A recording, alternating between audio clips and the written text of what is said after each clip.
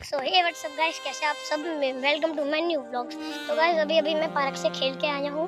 बहुत मेहनत की है भाई मैंने, पसीने देख सकते हो आप कितने ज़्यादा आ रहे हैं मेरे। और मौसम एकदम मस्त झकास हो रहा है। मैं अभी आपको दिखाऊंगा, लेकिन उससे पहले एक इम्पोर्टेंट बात है। मैंने बहुत पसीने हूँ। चलो भाई दिखाई देता हूँ तुम्हें यार क्या दिखाएगा।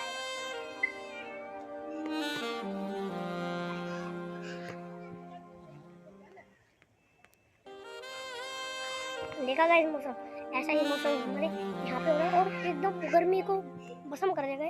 इतनी ज़्यादा गर्मी हो रही है ना, पहले भाई क्या बताऊँ तुम्हें। पसीने देख सकते हो आप कितने ज़्यादा आ रहे हैं मेरे। बात तो सही है। अब ठंडी ठंडी हवा चल रही है यहाँ पे, मैं मस्त घूम रहा हूँ पापा के साथ। तो मौसम लास्ट बार दिखा देता हूँ आपको। लो